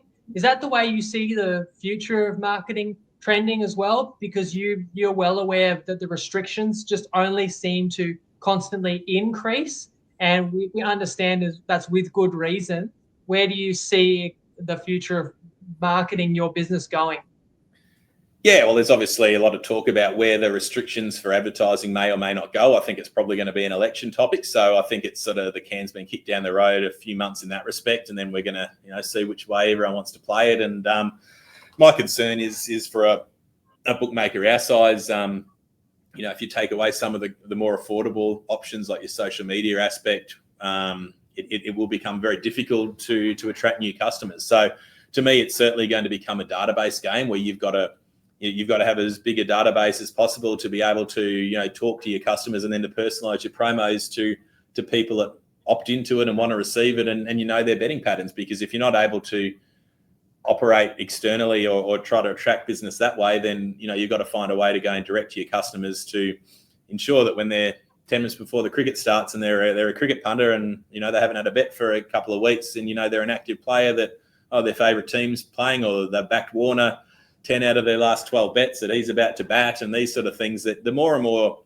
you can talk to your customers in a way that they are happy to be spoken to, because you've got to be careful not to over inundate them with information they don't want to receive as well. So it's trying to find that right balance. But yeah, absolutely, it's going to become a personalised promo space. It's going to become a database game, and it's something that this industry is about to change significantly based on how that decision unfolds. And you've got to make sure you're in a position where you can survive through it, because what we've expected and experienced over the last 5 years is probably not going to be something that's going to work going forward. So you just got to have a plan in place to be able to execute. As I said before, I'm attempting to pick up the pace. So that means we're switching topics and switching lanes. But we've got to talk crypto, because that's an element that is going to be involved in the future. Without much knowledge from me, I'm wondering, is that something you're considering? Does it open up swifter transactions? Is there a potential for less fees? It seems difficult to me when you trade, if you allow people to use crypto, because the price itself of a particular currency or Bitcoin can fluctuate itself. It seems like 2 layers of complexity when you're betting with that. But is it something you're looking into, and what do you reckon about it? Yeah, imagine taking a big bet on Penrith at the start of the year and you got no idea what you're actually going to be standing in for at the end of the year. Because you'd be happy if someone bet 1 Bitcoin on Penrith. Oh no, you wouldn't, because you owe them 4 Bitcoin at the end of the year. It's worth 50 times more or something. Yeah, that's right. So that is the challenge with your futures betting. It's something that we've obviously crypto's evolving and growing massively at the moment.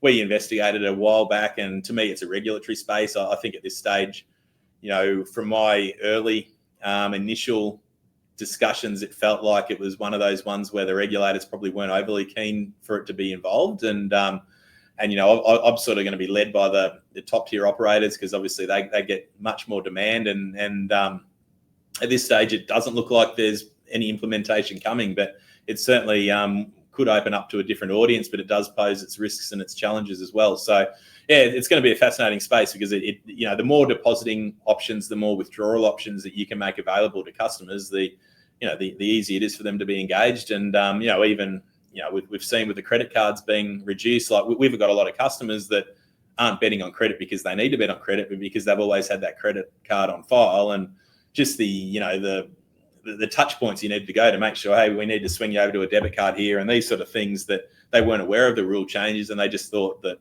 it was our system not allowing them. So those sort of things, like the easier it is for punters to be able to fund their account in the preferred fashion, obviously the better it is.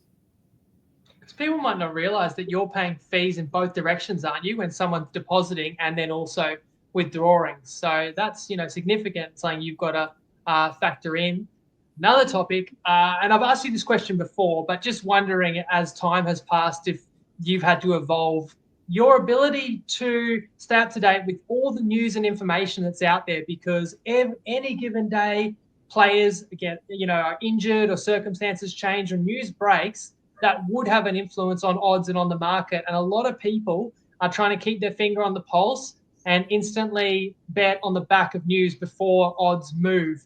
And you've told me in the past, it's pretty much just your guys monitoring Twitter and news sources, and you've got no inside info or advantage over any punter.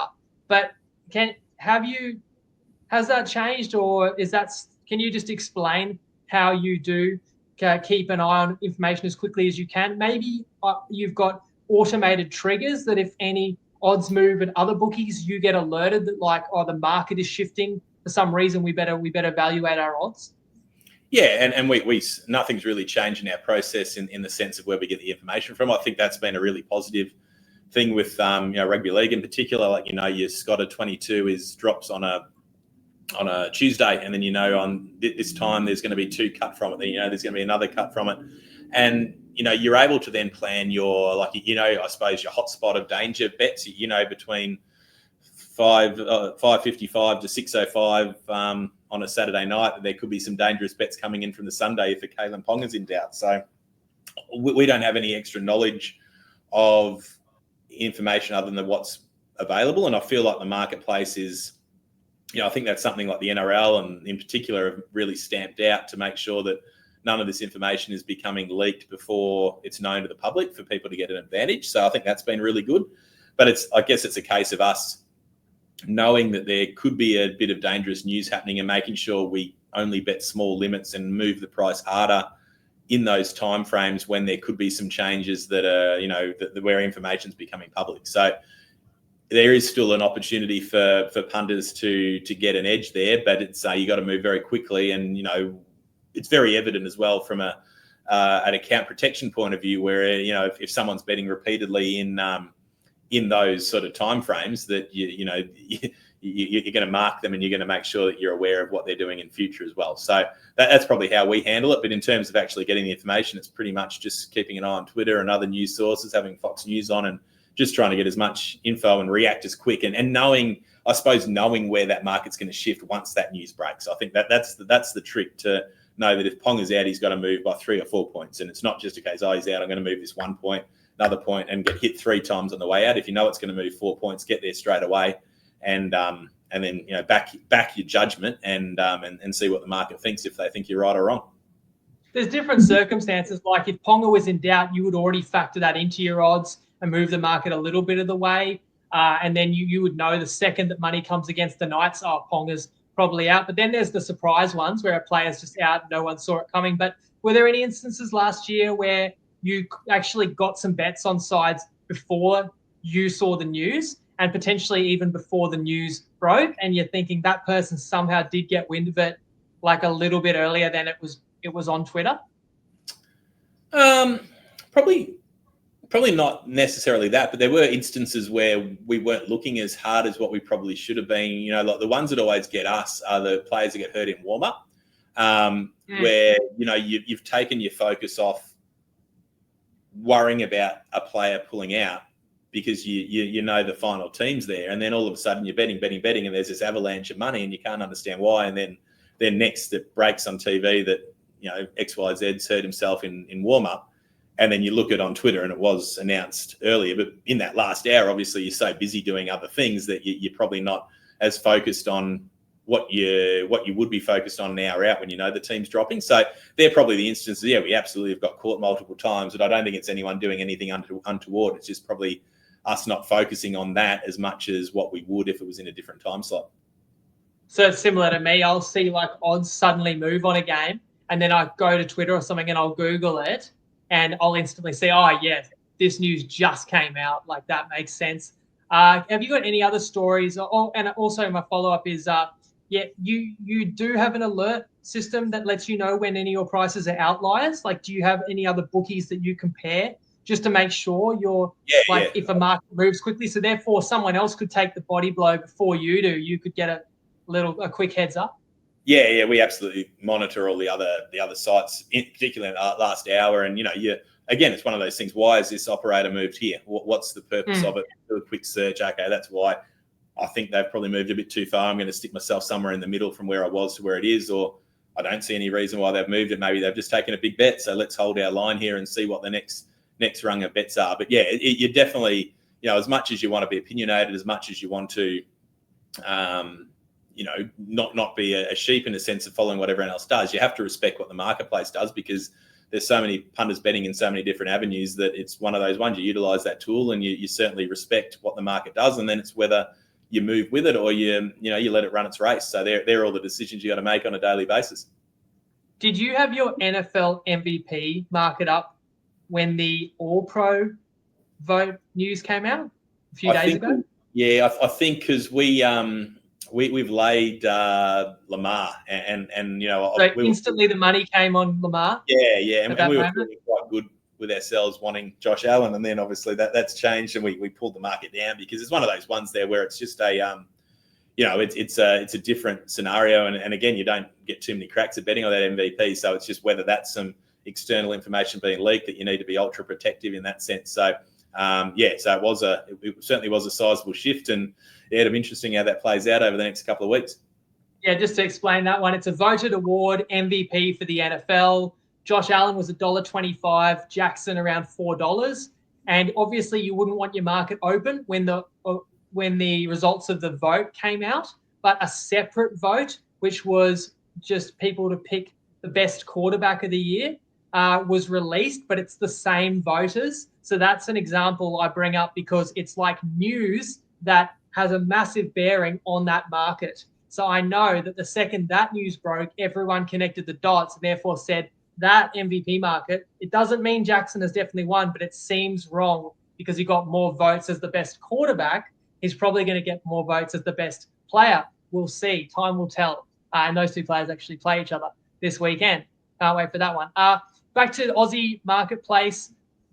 You've talked about how the challenges have just increased with the tax, the fees, marketing restrictions. And yet it does seem like more and more bookies keep popping up. I mean, do you think the marketplace is oversaturated? Without doubt. Like it's I think we're up to 120 or 140 bookies, and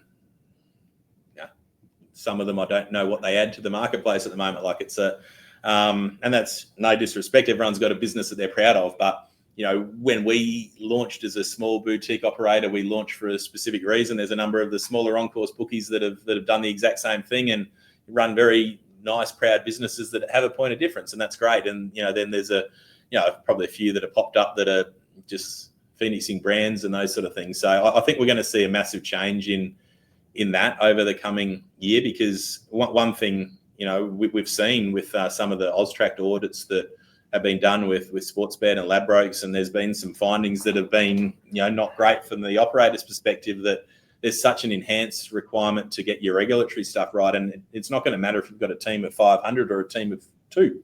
You've got to make sure that you're doing the same things. And if AusTrack knock on your door and you're not, then you're playing Russian roulette with something. And I can't imagine some of these smaller operators have got the capability to be able to do that at the level required. So and then you see there's a few loopholes as smaller operators to operate under the thresholds of tax environments, which I think are changing. I think people are concerned about maybe the oversaturation of bookies in the marketplace, because it is a lot harder for the regulators to police it as well. So I've got no doubt that over this year there's going to be a consolidation of a number of operators. There's just no way in the world we're going to have the same amount of operators at the end of this year as what we have right now. I think the marketplace is going to be in a stronger position on the back of it. I think there's 3 categories at the moment. There's the real top tier, there's the middle tier, and then there's the bottom tier, and there's people edging on either sides of those. And we're sort of smack bang in the middle, which is probably the most dangerous spot to be, because you're adopting the full whack of all the taxation, but you haven't got the benefits of scale that some of the bigger operators have. So, you've got to find a way to get yourself out of the middle zone. And I think the smaller zones are going to be a lot harder to run at some of the incentives that they've been running at over the last few years, because I think the marketplace is probably getting a little bit frustrated by some of those leeways, and it's trying to find a way to get yourself to that up near that top tier of operators through a variety of reasons. And I suppose leverage the strengths that you've got in your operation with some strengths that might be able to be outsourced or do things better to ensure that you've got all facets of your business running at a level that's similar to some of those top tier operators. So yeah, certainly in terms of oversaturation, no doubt, and where it gets to, that there'll no doubt be less operators by the end of the year. I agree with your point about what does everyone add, because I've seen examples of one operation, they set up their staff, their product, and then they just lay a different skin or appearance over it, and then it exists as 7 or 8 or 10 labels. They're all the same bookie, basically. I presume it is purely to just mean that they can all operate under the threshold that you described, but essentially there'd be no reason. Well, maybe they have slightly different promos, but not much reason why a punter would need to, use more than one of those for sure. It does seem like they're trying to, find a loophole there. Last question about that topic then, the regulatory framework, the increasing fees and taxes, is it just trending towards being tougher and tougher, or is there any hope for you that some signs of sensibility or understanding of the effects are kicking in towards a goal of sustainability? Yeah, it's a really tough question, because I feel like I've had so many more positive discussions. And as I said before this call, I was having a chat to Race in Victoria, and I think everyone now is absolutely aware of the issues that most operators are facing and the unsustainability of where the marketplace has been over the last while. Like, you only have to look at the tab. We've got so many benefits, so many, they've got massive scale. They've got a monopoly over retail outlets, and what did they lose? 1.2 billion last year or something. Like, if you've got an operator running at that scale and they can't get anywhere near making it work, you've got, there'd be very few profitable organisations in the country. And yet all of the gross revenue figures are so high, which means that the punters are contributing such a large chunk to this, but the money's just being paid in taxes. It's just a broken system. And but then the reality with that, or the problem with that, is that none of the racing bodies or the governments or the ones that are earning these taxes or these rates are in a better financial position as well. It just feels like there's got to be a complete and utter reset to enable the marketplace to get back to a level of strength where, you can all grow collectively. But in order to do that, you're going to have to go through a couple of years of pain. And I just don't know if any of them are in the position to be able to do that right now. So it's a really tricky spot, because I feel like the point of consumption tax is a good chance of increasing in New South Wales. There's been a lot of rumours, which will be another big problem. But, I'm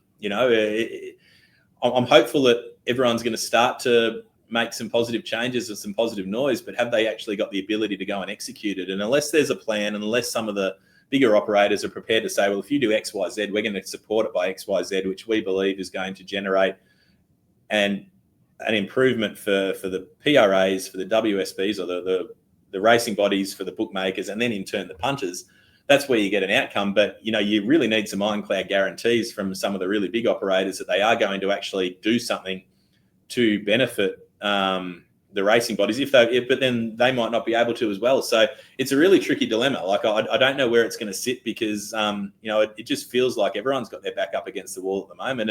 And it feels like ultimately it's the punters that are getting, treated harshly, that the margins are increasing and the limits are getting restricted. And, so yeah, I think a total reset's needed. And I think people need to say, okay, well, in order to get where we need to, we know it's going to take 5 years. We know there's going to be a bit of pain in the short term for potentially the racing bodies and the operators. But if we can get through that short-term pain, then this is where it looks like in 3-5 years' time, and that's where we're going to see the success. But the problem is a lot of people in those positions, if they make those decisions, it's like a coach in a rugby league team. If you go and chuck out half your roster in the view to knowing where you need to get to in 5 years, you're still going to be in that position in 2 years' time when you've done the hard work. And that's the tricky challenge that a lot of these people are in at the moment, and we're in at the moment. You've got to find a solution. When there's so much uncertainty, it's very hard to strategize and put plans into place when you just not sure where it may end up. I'm sorry to hear that, it wasn't a more optimistic answer, outlook, but, I really appreciate you telling it how it is and how you see it. And, there's a lot of things to be excited about for the future, but there are also concerns, and I feel like we've gotten a great mix of that. My last question for you is, anything you would like to share in terms of goals for TopSport? Is there anything in the pipeline, product improvements, innovations, for the upcoming year or beyond? Yeah, we just know in order to be successful, we need to find a way to scale, and we need to find a way to get our strengths, to a higher level, so that we've got the ability to put what we do to a larger group of people, and that's something we're looking at a whole heap of different ways to achieve that. And I think from a training perspective, we do that very well. So it's just making sure that we can continue to find different things, to be innovative, to look at different product markets, to look at different ways to make wagering more interesting to a larger group of people. And they're certainly the things that we've got to execute on. We've got to look at ways to be more individualized with our promotions, to ensure that we're entertaining people in events that they want to be entertained, and as a result, getting people to engage with our product. So they're all the things that we're looking to achieve in the next year. I think it's going to be a very changing landscape. As I said, I think it's going to be a completely different looking industry in 6 to 12 months, and we've just got to make sure that we're in a spot to allow us to showcase what we do really, really well. And I think it's going to be an exciting year. I think for all the challenges where the industry's up against, I think there's some really smart people out there at the moment that probably have got through the worst of it. I think we're sort of getting close to rock bottom, and I think there's a lot of people now that have copped a lot of hits, but are ready to move forward and to create some noise. And I think, we've got an appetite to do that as well. So I think now it's a case of, everyone's absorbed a few body blows, and now it's just trying to sort of work out a way to build that momentum up again and put yourself in a position to, the punting landscape is brilliant for a lot of different people, but it's just trying to execute on those sort of things to ensure that you're doing it at the right level. And that's what our focus is going to be on the year coming up. Well, on behalf of the Tripod community, we hope that you can continue to go from strength to strength. We appreciate the job that you do and the challenges, and appreciate your time as well. This would be one of the longest pods I've ever done and put out there. So I hope people enjoy it. Kudos to anyone that has gotten through this entire hour 45. Tristan, so generous with his knowledge and time, giving us his perspectives on this broad range of topics about the future. Let us know your feedback on this show, guys. And to you, Tristan, thank you very much for joining me and spending the best part of 2 hours with me talking about all these subjects. Oh, it's always great to chat. You ask a lot of insightful questions as a host for people that are interested in the wagering space. So hopefully, I know a large chunk of the people watching this and who are involved, engaged in the pod, in the group. I think there's obviously a very interested group of people in the industry, and I think it's an important one to be able to showcase and at least be able to give our insights. Whether that's the same for everyone, obviously it isn't, but that's our perspective, and I hope people have found it entertaining and can understand and see from both sides of the fence that everyone's looking for a way to keep this industry really strong and do it in the right way. So appreciate everyone who has listened and stuck through it all, and look forward to continuing to chat over the course of the period going forward.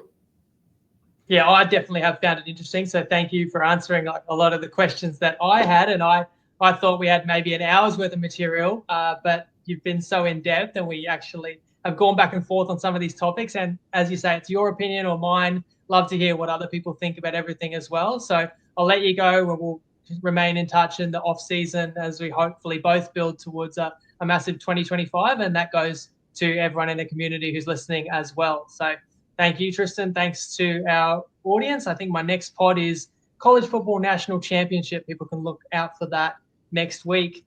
All right, have a great week, guys. Lego.